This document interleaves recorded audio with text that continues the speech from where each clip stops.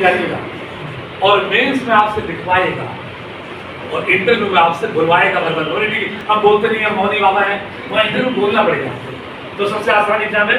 इसमें कंट्री के लिए ऐसे एग्जीक्यूटिव ऑफिसर जैसे गंगवार साहब हैं, अब सूर्यपाल गंगवार हमारे डीएम हैं, अब वहाँ कोई भी राजनाथ सिंह को भी खड़े होना पड़ेगा क्योंकि राजनाथ सिंह सर बड़े हैं, मंत्री हैं, लेकिन पर्चा दाखिल करने गए होंगे सर तो क्या है, डीएम बैठा हो वहाँ पे मोदी जी भी अभी पर्चा दाखिल करेंगे तो क्या करेंगे, खड़े होंगे।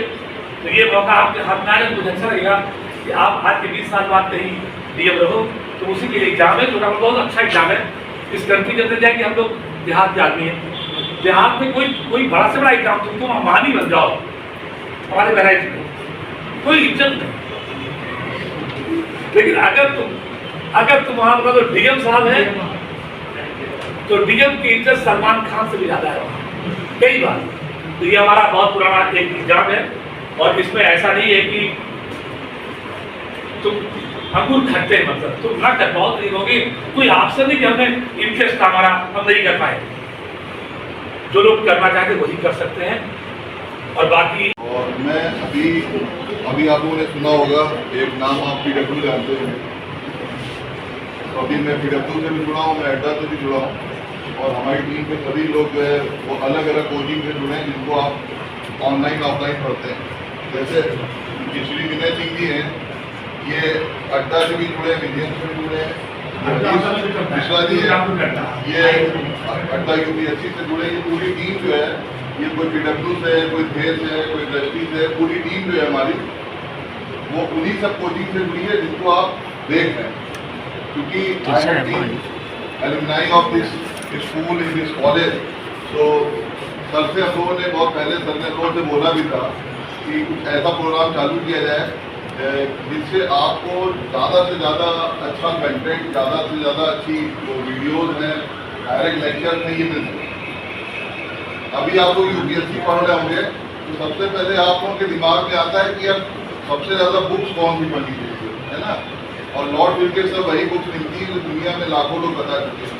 उसके बावजूद भी आपके क्वेश्चन गलत हो जाते हैं, उसके बावजूद भी आपके जो है मन में कुछ ऐसी धारणाएं रह जाती हैं कि यार हमने ये नहीं पढ़ा तो ऐसे पढ़ लेते तो ये क्वेश्चन हो जाता। मैं आपको बता देता हूँ कि UPSC जो है अभी सर ने बोला था, सर ने कई रीजन बताए कि वो आसान क्यों है। तो सबसे पहला रीजन आसान क्यों है क्योंकि उसमें से आउट ऑफ 100 जो है आपको सिर्फ 45 क्वेश्चन अटेम्प्ट करने होते फ्री में, आप 55 क्वेश्चन लेफ्ट करते हैं, इसलिए भी आसान है। बाकी अदर कंपटीशन में आपको 95-98% तक करना होता है। अगर आपके 2 क्वेश्चन ज़्यादा हुए तो आप आउट ऑफ कंपटीशन हो जाए। मेंस में 50%, 52% मेरिट जाती है मेंस की, यानी कोई भी आदमी जो हिंदुस्तान में पूरा पेपर UPSC का अटेम्प्ट नहीं कर पाता मेंस का। ऐसे में आपको इतनी चॉइस होती है कि आउट ऑफ 10 आपको जो है 2 ऐसे लिखने होते हैं, you have to write only 2 ऐसे। सो हमारी टीम में जितने भी लोग हैं they all had appeared in interview, UPSC interview. I appeared in 2005 and 6 और उस समय नंबर ऑफ सीट बहुत कम होती थी, 200, 199 इस तरीके से, और उससे हम लोगों ने क्वालिफाई किया। तो मैं आपको बता देता हूँ कि अभी सर बहुत इंकरेज कर रहे थे क्योंकि जामिया मिलिया का जो रिजल्ट आया था उसमें बहुत सारे स्टूडेंट जो सेलेक्ट हुए। तो हम और सर लोग ये मिलकर प्लान बना रहे थे बहुत दिनों से कि कोई ऐसा ही कोर्स, ऐसा ही प्रोग्राम जो है वो नेशनल में लॉन्च किया जाए, क्योंकि यहाँ पे अदर जो वेरियस इंस्टीट्यूशन है वहाँ के लोग आपको आगे यहाँ पे बुद्धि को कहा जाता है एनलाइटेड। बुद्ध का मतलब क्या है? एनलाइटेड। तो यहाँ पे जो इंफॉर्मेशन है जब वो नॉलेज में कन्वर्ट होती है तो उससे डेवलप होता है सेंस, जिसको आप हिंदी में कहते हैं बोध। तो जो बोध पैदा होता है वो UPSC में पूछा जाता है। आप जितनी भी चाहे बुक्स पढ़ लें, आप क्वेश्चन आंसर लिख सकते हैं, BA, MA, जो भी आप PG जो भी आप कर रहे हैं, लेकिन अगर आपसे क्वेश्चन फंक्शनल आता है तो फंक्शनल क्वेश्चन अगर आपका क्लियर नहीं है तो फंक्शनल क्वेश्चन आपको कभी भी क्लियर नहीं होगा। ना वो लक्ष्मीकांत ने दिया है, ना वो किसी बुक में दिया ही नहीं। अभी ये क्वेश्चन मेंस में आया, UPSC में जो अभी हुआ जिसका रिजल्ट आया, उसमें क्वेश्चन है कि इंडिया का पार्लियामेंट्री सिस्टम ब्रिटेन से लिया गया है। तो ब्रिटेन का पार्लियामेंट्री सिस्टम कहाँ से लिया गया, क्यों लिया गया? ये क्वेश्चन आपको किसी बुक में नहीं मिलेगा। और इस प्रकार के जो क्वेश्चन होते हैं वो उसको सॉल्व वही करा पाएगा जो यूपीएससी से जुड़ा रहा। आप सोचे कि कोई अदर देन यूपीएससी आपका वो क्वेश्चन सही करा देगा, वो पॉसिबल नहीं है। तो हम लोग यहाँ पर आए हैं तो आपके सामने कुछ प्रोग्राम लेकर के आए कि हिस्ट्री है तो हिस्ट्री में क्या क्या हम लोग पढ़ाएंगे, पॉलिटी है तो पॉलिटी में क्या पढ़ाएंगे, गवर्नेंस में क्या पढ़ाएंगे। अभी आपसे बोला मैंने कि जमींदार क्या होता है, तो जमींदार जैसे आज का आईएएस होता है वैसे जमींदार होता था। तो अब वो कौन कौन सी पावर होती थी, वो जब रेवेन्यू कलेक्ट करता था तो वो कलेक्टर हो जाता था, जब वो लॉ एंड ऑर्डर को मेंटेन करता था तो वो एसपी हो जाता था, जब वो जुडिशियल मजिस्ट्रेट होता था यानी मजिस्ट्रेट होता था तो वो जुडिशियल मैटर्स को डील कर रहा होता था, जब वो लोगों की प्रॉब्लम सॉल्व कर रहा होता था तो वहाँ का एक सोशल वर्कर हो जाता था। जैसे ही वॉरेन हेस्टिंग आता है, वॉरेन हेस्टिंग क्या करता है, कलेक्टर की पावर डायरेक्ट एक कलेक्टर को देता है जो कि ब्रिटिशर्स होता था। तो जमींदार की कलेक्शन की पावर किसने ले ली, वॉरेन हेस्टिंग ने ले ली। कॉर्नवालिस ने उसकी एसपी की पावर ले ली और मजिस्ट्रेट की पावर ले ली। ठीक है, तो इस तरीके से ये एलोबरेशन आपको बुक्स में नहीं मिलेगी। बुक्स में क्या दिया है, इंफॉर्मेशन में।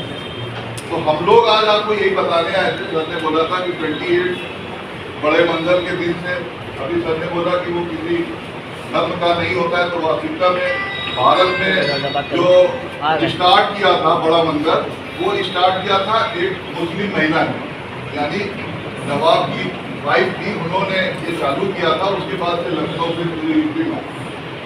अब मैं अपने विनय सर को आगे बोलता हूँ कि ये कुछ आपको यूपीएससी के बारे में सभी टीचर 2-2 मिनट आपसे बात कर लेंगे। प्लीज सर, आपसे बात करेंगे। हम ये कहना चाहते हैं कि बहुत सारा ज्ञान फैला हुआ है, सब कुछ बुक्स में है। हम सब लोग आपको क्या बताएंगे वो इम्पोर्टेंट नहीं है। सबसे इम्पोर्टेंट हम ये बताएंगे कि क्या आपको नहीं पढ़ना है। वही समय जो आप बचाएंगे अपना, उसी समय का यूज करेंगे और आप सिलेक्ट हो जाएंगे इस बार में। यूपीएससी का एग्जाम आसान क्यों है सर, जो बताना चाह रहे थे वो ये बताना चाह रहे थे कि यूपीएससी का सिलेबस बिल्कुल डिफाइन है कि हमको केवल वही पढ़ना है जो सिलेबस में लिखा है, उसके बाहर का हमको कुछ नहीं पढ़ना और सही तरीके से सोचना है। सोचने का मतलब क्या है कि छोटी छोटी चीज़ों पे आप लोग नहीं सोच पाते। आज आप लोगों के सामने एक क्वेश्चन हम लिख के जाते हैं, दे देंगे। 28 तारीख को आपसे पूछेंगे, आप सब लोग उसको लिख के जाएंगे। हर व्यक्ति के पास है ये क्या है, पेन की परिभाषा लिख के ले आइएगा, सब लोग लिख के ले आइएगा। ठीक है, एकदम सिंपल चीज को ऐसे लिखना है कि जो विशेषता लिखे आप पेन की, वो केवल पेन में होनी चाहिए, किसी और चीज में नहीं होनी चाहिए। और पेन की कोई भी ऐसी कैरेक्टरिस्टिक नहीं हो जो डिफिनेशन से छूटे। अगर पेन की परिभाषा आप क्लास में से किसी ने भी लिख दिया तो ये आप समझ लीजिए कि उसको जो है आईएएस बनने से कोई शक्ति नहीं हो सकती। ठीक है,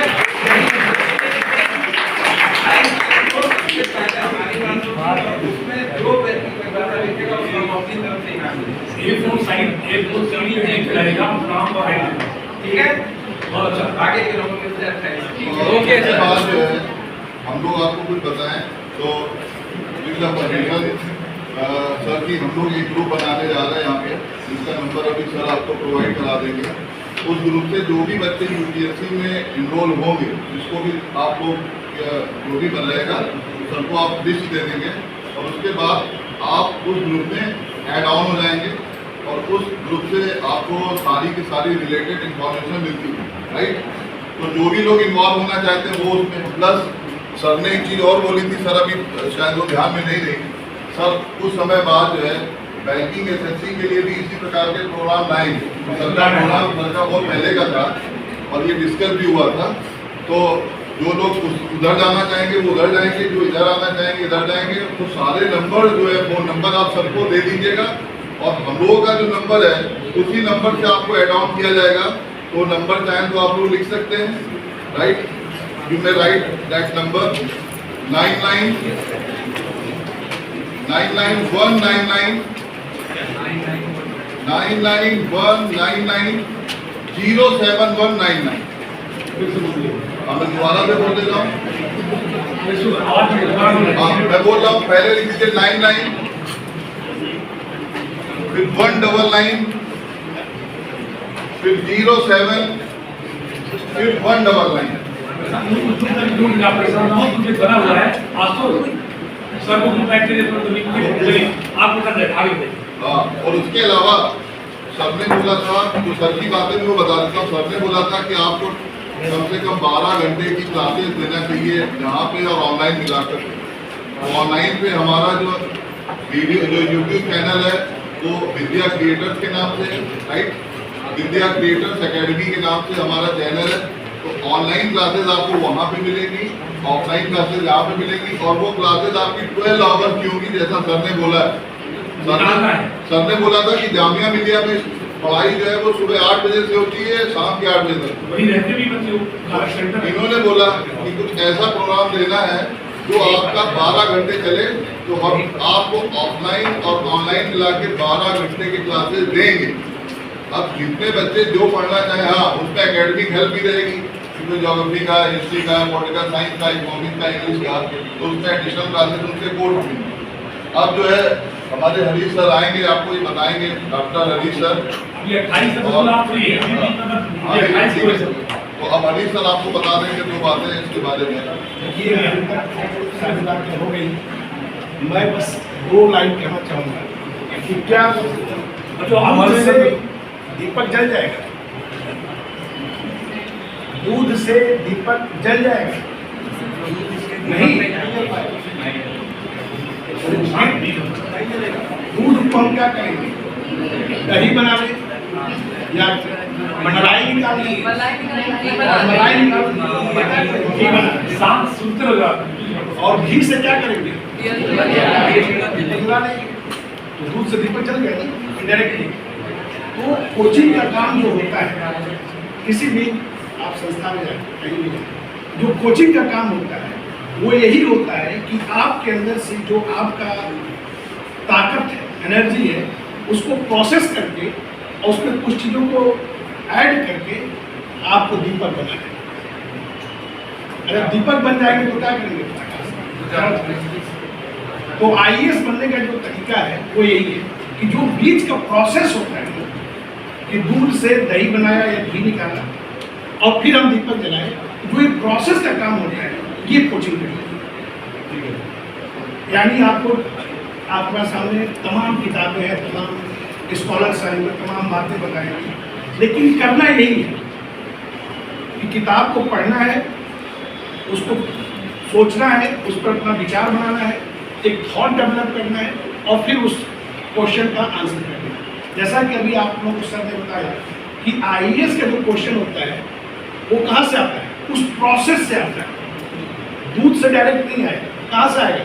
जो प्रोसेस आपने किया है उस प्रोसेस, उस प्रक्रिया से क्वेश्चन है। और जब तक आपने थॉट डेवलप नहीं किया, आत्मचिंतन नहीं किया, तो कभी भी आईएएस के क्वेश्चन का सॉल्व आप नहीं कर। तो वो जो कोचिंग का काम करता है, तो कोचिंग यही काम करता है कि आपके अंदर आपकी जो आंतरिक ऊर्जा है उसको क्या कर देना, प्रोसेस में लेके आना, आपके थॉट को डेवलप करना। और जब थॉट डेवलप हो जाएगी तो ऑटोमेटिकली आप दुनिया के कोई भी एग्जाम होगा, हम आईएएस की बात करें, कोई भी एग्जाम होगा, आप हंसते हंसते उसको क्रैक करेंगे। और नहीं तो अगर आपने आत्मचिंतन, आत्ममंथन नहीं किया, विचार अपना नहीं बनाया कि कोई भी चीज़ होती है, अगर हम प्राचीन इतिहास की बात करते हैं, मध्यकालीन इतिहास की बात करते हैं, ancient history, medieval history, modern history, तो पहले हमें ये सोचना है कि उसे क्यों एंशिएंट हिस्ट्री करते हैं, उसे क्यों मेडिवल हिस्ट्री करते हैं और उसे क्यों मॉडर्न हिस्ट्री करते हैं। इन तीनों नामों का अपना अपना महत्व है। इन तीनों नामों का क्या होता है? अपना अपना इम्पोर्टेंस होता है, अपना अपना महत्व है। और इसी महत्व को हम कोचिंग में बताएंगे कि कैसे एंशिएंट हिस्ट्री को हम एंशिएंट हिस्ट्री करते हैं, इस टाइम पीरियड को एंशिएंट हिस्ट्री करते हैं, इस टाइम पीरियड को हम मेडिवल हिस्ट्री करते हैं और इस टाइम पीरियड को हम क्या करते हैं, मध्यकाल, मॉडर्न हिस्ट्री। बस इसी चीज़ को हम लोग कोचिंग के माध्यम से आएंगे। ठीक है। अब जो है मैडम आपको बताएंगी लैंग्वेज। मैडम जो है लैंग्वेज और सोशोलॉजी, बाकी सोशल इश्यूज जो आप देखते हैं तो वो आपको बता दें।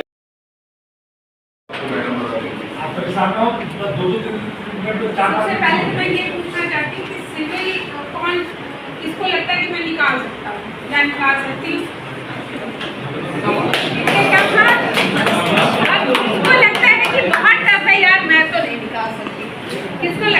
आखिरी खाने से क्या तो किसी को लगता है कि टफ है?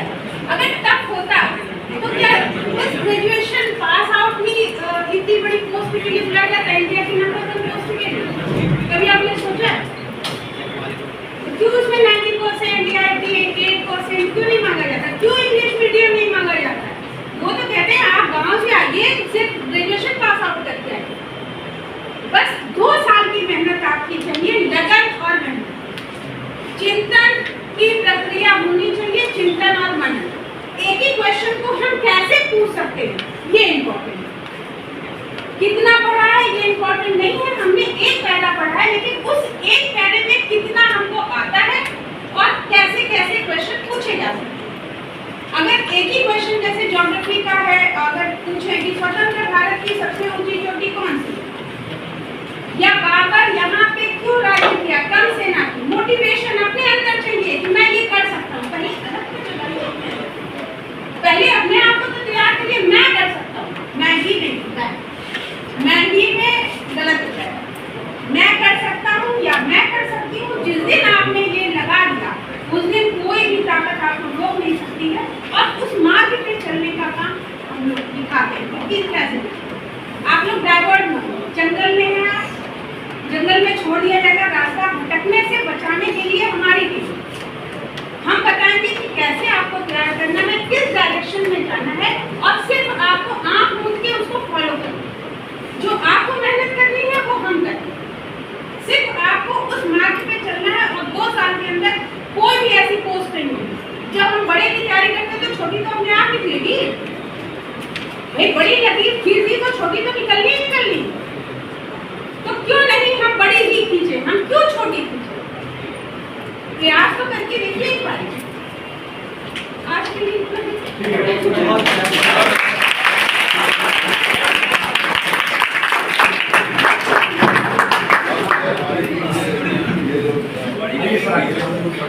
थोड़ा छोटे कर रहे हैं, बड़ा सब्जेक्ट आपको साइंस और ये भी जो है मैंने आपको बताया था, हमारी टीम के सारे मेंबर जो है वो अलग अलग कोचिंग से जुड़े हुए हैं। तो जैसे ये पीयूष सर है, ये विजन से जुड़े हुए हैं, ये सर जो है अड्डा से जुड़े हुए हैं, ये सर भी कई अलग अलग कई अलग कोचिंग से जुड़े हुए हैं। इसलिए आपको साइंस एंड टेक्नोलॉजी बताएंगे, और आज ये 2 मिनट में बताएंगे कि साइंस टेक्नोलॉजी का क्या यूज है। एक बोलो भाई, सभी अच्छा लगा। वैसे मैक्सिमम आप लोग कह रहे हैं, वो मुस्कुराहट आपकी बता रही है कि आप सबके अंदर एनर्जी भरी पड़ी है, पहली बात। दूसरी बात ये कि जैसे सर ने बताया मोबाइल का एग्जाम्पल लेके, मैं भी मोबाइल का एग्जाम्पल लूँगा, ठीक है। जैसे आपको पता होगा इसका फॉर्मेट, जैसे इस मोबाइल में आपको पता है इंटरनल मेमोरी होती है और एक्सटर्नल मेमोरी होती है। और जब आपको कोई भी फाइल इसमें अपलोड करनी होती है तो आप मेमोरी को देखते हैं, नहीं होता है आपको डिलीट करते हैं। तो क्यों हमने आप लोग को चुना है, मतलब क्यों आपको चुन रहा है, क्योंकि आप सभी लोग एक तरह से फॉर्मेटेड हैं, because all of you have less knowledge in the field of civil services. Civil services की फील्ड में आप सबके पास थोड़ी सी कम इंफॉर्मेशन है, और जिसे कहते हैं कच्चे घड़े पे रंग जल्दी चढ़ता है और बहुत गाढ़ा चढ़ता है। और आप लोग जो है वो हमारे लिए कच्चे घड़े हैं, और आपको जो नॉलेज देंगे आप उसको जल्दी ग्रेस्प करेंगे। क्योंकि अभी पूछा था मैम ने कि कितने लोग सिविल सर्विस बनना चाहते हैं, all of you have raised your hand. बहुत अच्छा लगा कि सबके अंदर अलग जगह पड़ी है, और मैं विश्वास से कह रहा हूँ आप लोग जो चेहरे बता रहे हैं, आप लोग के अंदर डेडिकेशन है। लोग बोलते हैं ये मोटिवेशन वो motivation, I think there is no motivation, कोई मोटिवेशन नहीं है। जब कभी सोचे ना मोटिवेशन के बारे में, एक लाइन में सोचिए, आज से 2 साल बाद 4 साल बाद अपने मम्मी पापा को किस गाड़ी में बैठानी है, जिस दिन आपने सोच लिया ना वही आपका मोटिवेशन है। या अगर आपको ये नहीं हुआ तो किस रोड पे आप ठेला लगाएंगे या किस रोड पे आप समोसा बेचेंगे, ये भी आपका मोटिवेशन हो सकता है। कुछ मत सोचिए, अगर अपने फ्यूचर बहुत बन कर सोच लेंगे आप कि 4 साल बाद 3 साल बाद मुझे अपने फादर को या मदर को कहाँ देखनी है, that is the biggest motivation of your life. इससे बड़ा कोई मोटिवेशन नहीं हो सकता है। और साइंस के फील्ड में आपने न्यूटन का नाम सुना होगा, अलग अलग साइंटिस्ट का नाम सुना होगा। तो जो न्यूटन का 3rd लॉ होता है क्रिया प्रतिक्रिया का, तो जितना आप साइंस के पीछे या अदर सब्जेक्ट्स के पीछे भागेंगे वो सब्जेक्ट आपको उतना ही बाउंस बैक करके आपको और ऊंचाई पर ले जाएगा। मैं आपको ज़्यादा समय ले लूँगा, याद रखिएगा, क्योंकि मैं बहुत ज़्यादा टाइम से आपके साथ जुड़ा नहीं हूँ, बहुत कम समय से जुड़ा हूँ। जो आप मेरे साथ जुड़ेंगे तो आप ये देखेंगे कि हमें पहले ये जानना है कि हमें क्या नहीं पढ़ना है। पढ़ना आपको सब बताएंगे, ये पढ़ लीजिए वो पढ़ लीजिए, हम आपको ये बताएंगे कि आपको क्या नहीं पढ़ना है, और जिस दिन आप ये समझ गए कि आपको क्या नहीं पढ़ना है, उसी दिन आपकी सफलता बिल्कुल ही दौड़ती जाएगी। आपको कुछ नहीं करना है, जो क्योंकि आपको जो आपकी नॉलेज है दैट्स इनफ। जैसे मैम ने कहा कि 21 ईयर्स आपकी एज होनी चाहिए, सबकी एज है, ओनली ग्रेजुएशन, ग्रेजुएट हो या फिर आप लास्ट ईयर में अगर आप अपेयर हैं। सूची क्या योग्यता है? यूपीएससी कोई विद्वान नहीं मांग रहा है, वो केवल मांग रहा है ऐसे विद्यार्थी विच हैव डेडिकेशन, जिनके अंदर डेडिकेशन हो, मोटिवेशन हो to serve the country, serve the nation, जिसके अंदर पूरा नेशन को सर्व करने की टेंडेंसी हो। क्योंकि जब लोग पीजी कर लेते हैं और आगे बढ़ जाते हैं तो एक तरह से पक्के गड़े हैं, और पक्के गड़े को यूपीएससी नहीं बना पाएगी। सिर्फ इसीलिए क्योंकि आप लोग अच्छे गड़े हैं, आप कुछ मत करिए, 90% मेहनत आपकी रहेगी और 5% आपकी किस्मत और 5% मेहनत हमारी रहेगी। अगर आप हमारे बनाए रास्तों पर चले, हमारे से कहा ये करिए, विश्वास मानिए, विद इन ईयर्स आप सब किसी न किसी अच्छी पोस्ट पर होंगे। चलिए आज के लिए फिर हम देखते रहेंगे, ठीक है। हम लोग जो है उन टीचर्स को लेके आ रहे हैं जो मेंस में आपको, क्योंकि आप लोग ज्योग्राफी तो आपको पता है, आप गले तक पढ़ चुके हैं, मतलब कि बच्चे ही पढ़ने के लिए बहुत है। तो अभी जो हमारे फ्यूचर है, ये जो है अभी डिजन में है, और वहाँ पर मेंस को कैसे लिखा जाए, प्री में कैसे ज्योग्राफी में, ये सारी चीज़ें यही चेक करते हैं, यही नंबर देते हैं आपको पता है। आपकी जो मेंस और प्री का मेंस की प्रिपरेशन में जो आपकी राइटिंग स्किल है वो यही चेक करें। अब ये सर आपकी राइटिंग, और हाँ मैं पहले आपको बता देता हूँ, अभी तक मैं आपको बताता हूँ डेडिकेशन मोटिवेशन क्या होता है। तो आप लोग अपने शीट पकड़ के बैठिए, किसी का एक बार प्री नहीं होता है, ये 5 बार मेन 4 बार इंटरव्यू दे चुके हैं यूपीएससी।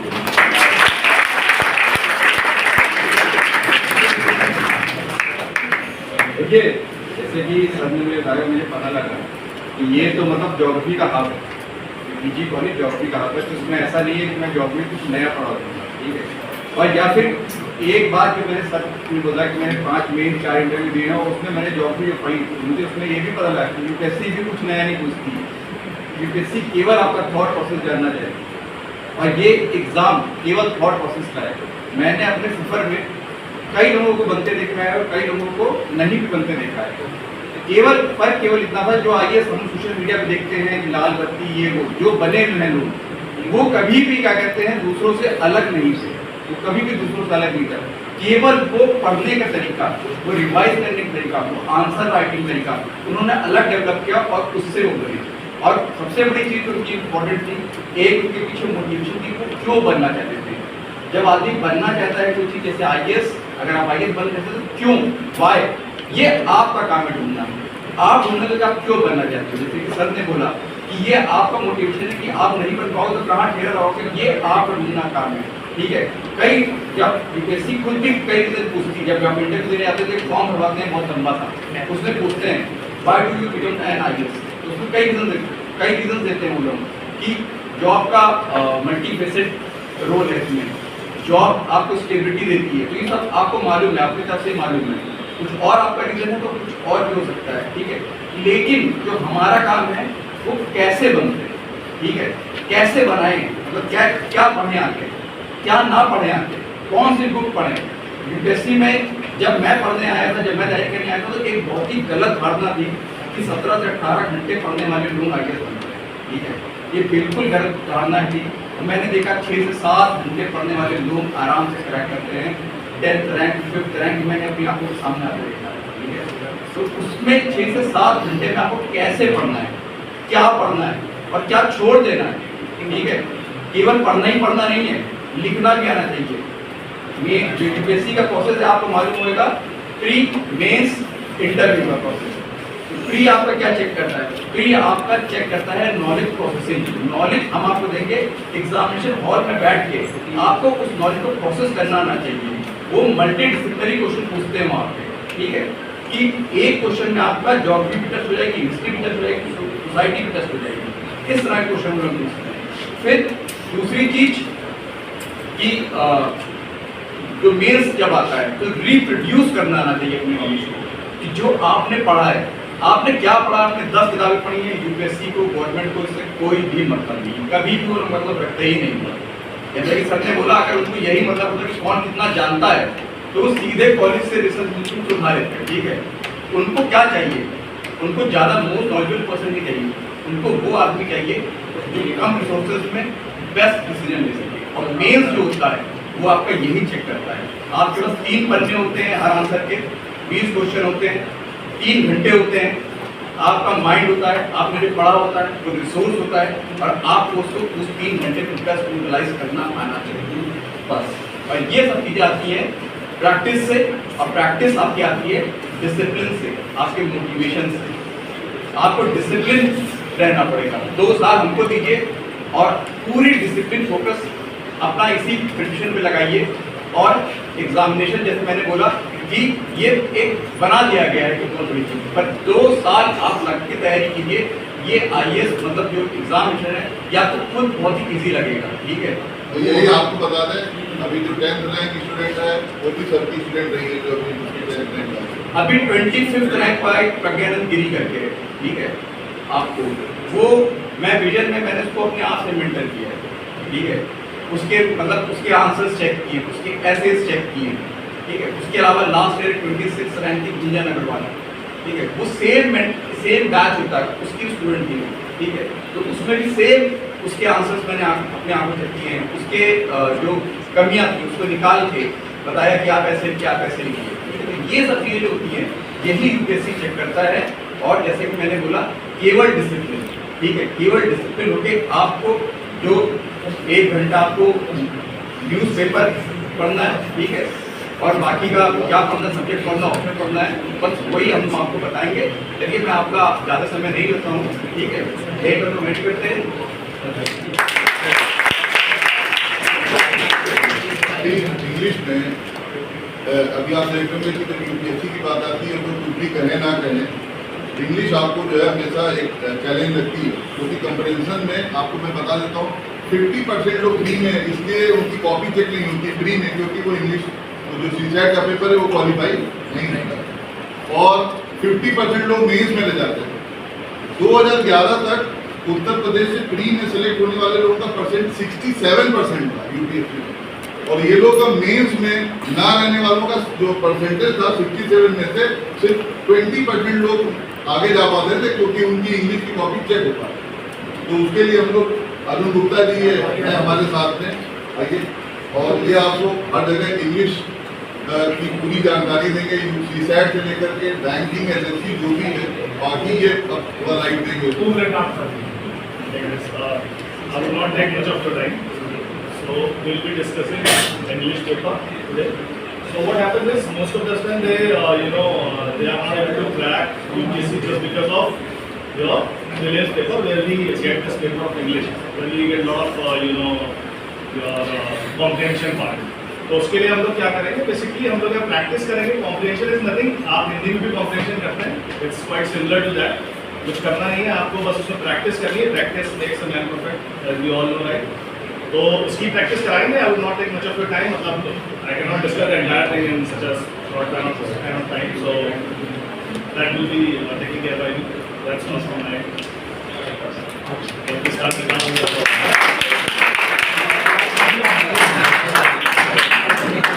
लास्ट बस CSAT की टीम में आपने देखिए, ये हमारे सबसे जूनियर और सबसे लास्ट पर्सन है, इनके बारे में बता देता हूँ।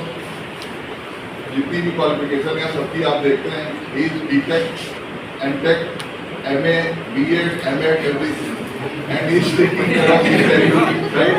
तो ये आपको CSAT बताएंगे तो आप समझ सकते हैं कि आपको CSAT में कितना पढ़ना है। प्लीज देखो CSAT में क्या होता है, जैसा कि सर ने बताया कि सबसे जरूरी क्या होता है, सबसे जरूरी ये चीज़ होती है कि आप लोग मेंस का एग्जाम लें, ठीक है। तो UPSC में मेन फोकस कहाँ रहना चाहिए आप लोगों का, मेंस का एग्जाम। प्री में क्या होता है, प्री में सिर्फ आपको एलिमिनेशन होता है एक तरीके का कॉम्पिटिशन में। आपको क्या करना है, सिर्फ फोकस इस पर रखना है कि मेंस आपका अच्छा जाए। और प्री में क्या होता है, रीजनिंग होती है, मैथ्स होती है, इंग्लिश होती है, इंटरपर्सनल स्किल्स होता है और इंग्लिश होता है, ठीक है। Reasoning, English, maths, interpersonal skills और हिंदी, उसमें आपको क्या फोकस करना है, उसमें आपको मेन ये फोकस करना है कि आपको सिर्फ 33% ला के सिक्योर करके अपनी सीट फिक्स कर लेनी है फॉर द मेंस एग्जाम, ठीक है। क्योंकि जो मेंस एग्जाम होता है वो हमारा डिस्क्रिप्टिव पेपर होता है। अगर आप उसमें अगर आप लोग अच्छे से नहीं परफॉर्म करेंगे तो क्या होगा, उसमें कोई फायदा नहीं है फिर तो प्री का लिए। अब प्री में क्या होता है, प्री में आपको कॉम्प्रिहेंसिव स्टडी करनी होती है, लेकिन with in a time limit. आपको पूरा ये नहीं पढ़ना है कि यार मुझे इसको सिर्फ पूरा एकदम फोड़ देना है, ठीक है। अपने लेवल पे कहते हैं कि हम लोग उसको फोड़ देते हैं। टी को देखो फोड़ने से कोई फायदा नहीं, अगर आप 70% भी ले आएंगे एक्चुअली इसको फायदा नहीं होगा। आपका फायदा होगा मेंस में। अगर आप मेंस में सिक्योर करेंगे अच्छे नंबर, तो उसमें क्या होगा, आपको इंटरव्यू के लिए मौका मिलेगा। लेकिन मोस्ट कैंडिडेट क्या करते हैं, सीसेट को मतलब एक तरीके से इग्नोर करते हैं। अब इंटरपर्सनल स्किल्स का क्वेश्चन आए तो अगर आपका मॉरल साइंस अच्छा है, ठीक है, अगर आपका मॉरल साइंस अच्छी है, ठीक है, अगर मान लीजिए बचपन में आपको जैसे नाना नानी ने दादा दादी ने अच्छा ज्ञान दिया है, अच्छी शिक्षा दी है, तो मे भी आप इंटरपर्सनल स्किल्स पर अच्छा स्कोर कर लें।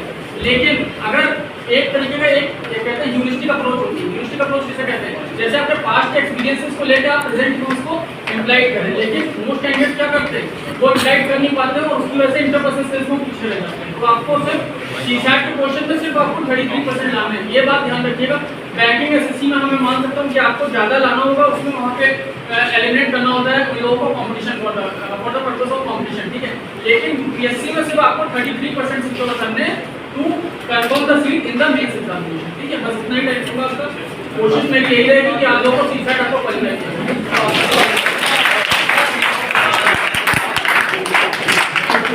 आपका सब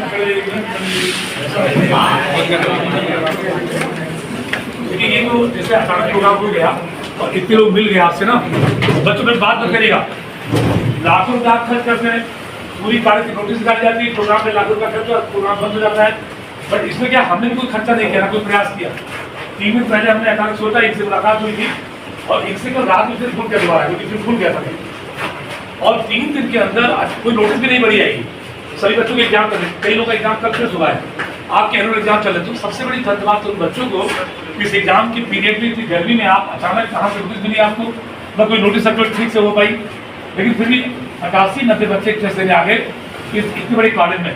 तो बहुत बड़ी उपलब्धि हमारी कैंपस की कि प्रिंसिपल साहब भी चेक करने आए थे। उनको लगा था कि परसों नोटिस है कि ऐसे बच्चे कैसे आएंगे, कल एग्जाम बच्चों का है, फिर भी बच्चे आ गए। तो हमारा एग्जाम 25 तक चलेगा, उस बीच में कुछ नहीं होगा। अब हम ऑनलाइन बताते रहेंगे आपको, और जब तक पढ़ाई 28 को मिलेंगे नोटिस। लेकिन अभी बहुत बड़ी कृपा सच में, अगर आप कहते हैं ना, जो खुद की मदद करता है उसकी मदद ईश्वर भी करता है। और आज सौभाग्य से मंगलवार का दिन भी है, तो ब्रह्मांड में कोई ताकत तो है, उसको आप चाहे तो खुदा के लो, ईश्वर तो वैसे भी, ईश्वर का आकार कभी देखा नहीं।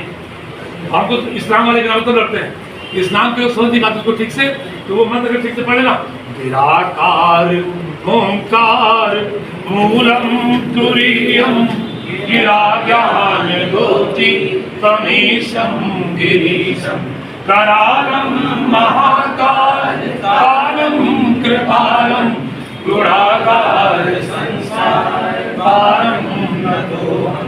ईश्वर निराकार है, उसका कोई रूप नहीं है। अलग अलग डिस्प्यूट क्रिएट करने के लिए हमने उसको अलग अलग धर्म में कर दिया। बाकी ईश्वर एक ही है, सूर्य एक है, चंद्रमा एक है, धरती एक है, किडनी वैसे ही है, ब्लड का रंग वैसा है, तो गॉड डिफरेंट नहीं हो सकता। लेकिन हम लोगों ने ऐसे ही गुरु नानक देव जी घूम रहे थे, गुरु नानक का नाम और बुद्ध की धरती तो हमारा गाँव वहाँ है।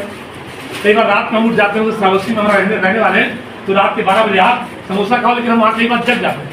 और चचा से पूछते कि चाचा एक काम करें, रात के अंधेरे में हमारा मन कहते कि हम घूम आए श्रावस्ती, प्लीज मजाक नहीं, कि जहाँ पे महावीर स्वामी टहलते रहे होंगे 50,000 पीपल के साथ में, और जहाँ पे घूमे होंगे कई बार श्रावस्ती में कौन, बुद्ध के साथ भी 10-15 हज़ार लोग टहलते थे और सब व्यवस्था हो जाती थी। आजकल तो किसी घर में पहुंचे तो ठीक से व्यवस्था के देख कर आना। तो हम उस गाँव के रहने वाले हैं, तो बुद्ध के धर्म में भी कोई अलग अलग धर्म नहीं है, सब एक ही धर्म है। तो सभी लोग, आज मंगलवार है, क्योंकि मंगलवार को हम हनुमान जी की प्रार्थना करते हैं, और हम हनुमान वाले जिसका कोई अली को चाहे बजरंगबली को एक ही इधर उधर, लेकिन आज मंगलवार है, मंगल लगवा एक बार फिर से बोलेगा सब लोग किसी भी धर्म को। हवा की जरूरत पड़ेगी आपको ना, ऑक्सीजन चाहिए ना, वही उछल कूद आपकी बॉडी का नहीं हमारा नमाज नहीं पाएगी तो नमाज कैसे चलेगी। श्री गुरु चरण सरोज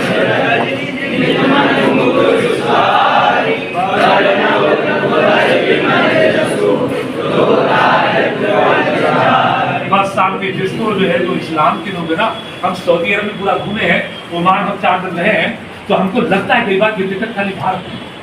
वहाँ मंगलवार के दिन हमको ओमान के अंदर भी लोगों ने क्या खुद आते सर आप अपना हनुमान जैसा बैठ के पढ़ सकते, यहाँ पढ़ने लोगों तो कॉलेज मतलब जापान में हमने पढ़ लिया, वहाँ कोई दिक्कत हमको नहीं है, वो लोग सपोर्ट करते। जिस भाई कोई नमाज पढ़ना है, हम टोक्यो के मतलब क्योटो शहर में ईद के दिन थे, हमारे साथ एक स्टूडेंट हमारा कासिम लखनऊ के मुस्लिम है, उनके पापा ने हमको फोन किया कि सर आज ईद की आखिरी नमाज अलविदा की, कई मस्जिद ढूंढ के नमाज पढ़वा दीजिएगा। हमने होटल वाले को कहा कि सर अरेंजमेंट के साथ इसके लिए तुरंत होटल वाले ने व्यवस्था की और क्योटो से मस्जिद करीब 5-6 किलोमीटर दूर थी। होटल की व्यवस्था से कासिम नमाज पढ़ने गए और कोई दिक्कत नहीं आई। तो अपने प्रदेश में हम लोग परेशान होते तो अगर किसी को बुरा लगे तो नमाज पढ़ लीजिए, आप कोई कलमा पढ़ लीजिए मन में, कोई चरण सरोज ही पढ़िए और हमको दबाव डाल रहे हो। जो मन में आए, जो मंत्र मन में आए वो मंत्र पढ़िए। हमारे सामने नहीं कि दबाव डाल लोगों का चुनाव लड़ा है, हम चुनाव लड़के जीते हुए हैं। और देवता चित्त न धरि हनुमत से सर्व सुख हरि, संकट हरे मिटे सब पीरा, जो सुने हनुमत बलवीरा। जय जय जय हनुमान गोसाई, कृपा करो गुरुदेव की नाई। राघव राजा राम पति कृपा, मजाक नहीं कर सकते, गांधी को निकाल नहीं सकते आप, तो पढ़िए जरूर। गांधी की भजन है, पढ़िए जरूर। गांधी की धर्म के लिए खान अब्दुल गफ्फार में खान के भाई हमारे हिसाब से।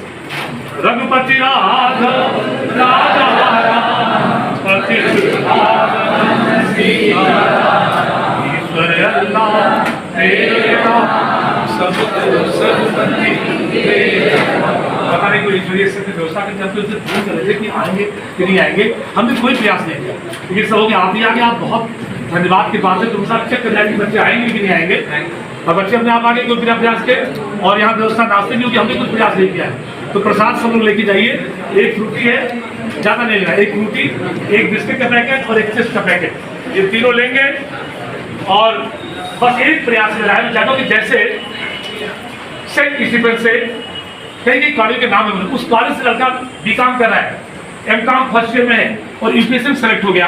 ये से ऐसा नहीं पाता, लखनऊ से किसी कॉलेज से नहीं पाता। तो मेरी दिल में इच्छा है, हम गांव से आए, हम तो बन नहीं पाए, हम भी एग्जाम दिए थे। तो मन में लगता है कि हमारा कॉलेज बहुत अच्छी पोजीशन में है। थोड़ा यहाँ से लड़का डायरेक्ट बीएससी थर्ड ईयर में है, अभी एमएससी 1 में आया, ये कुछ भी बात नहीं, अभी ताजा है, 2024 में निकला, 1 साल गैप किया और इसी कैंपस उसकी रैंक 10 आ गई, 20 आ गई। तो मुझे लगता है कि हम जाते जाते रिटायर तो हो जाएंगे, फिर कॉलेज का नाम उससे और ज़्यादा होगा। इसलिए मैंने यही कहा, कुछ ऐसा करो पंकज यार कि हमारे कैंपस के बच्चे पढ़ते पढ़ते सेलेक्ट हो। लंबी हो चुके 2 साल, अभी फर्स्ट ईयर में है, सेकेंड ईयर में है, 26 में, 27 में, 2-3 साल तो प्रयास करना पड़ेगा।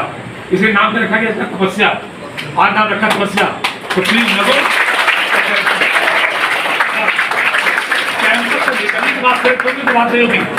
कैंपस में रहते रहते हमारे प्रबंधक ने हमसे कहा पर्सनली, उज्ज्वल यूनिवर्सिटी में कोई लड़का कैंपस में रहता है और रैंक लाता है 21 लाख उसको कॉलेज देगा, कॉलेज अगर रैंक 1 लाख है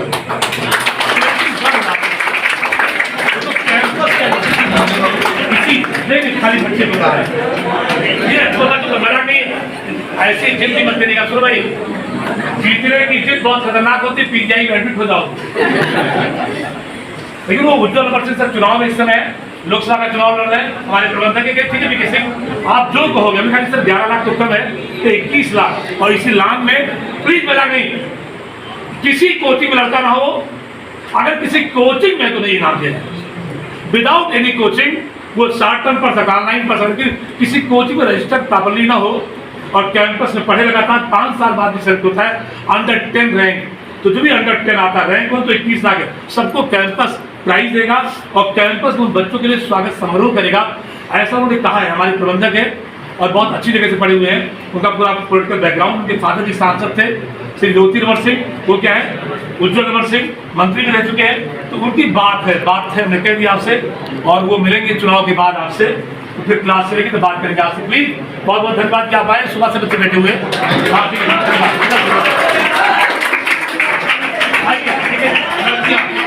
लड़कियां पहले निकल जाए, थोड़ा भीड़ ना हो लाइन से।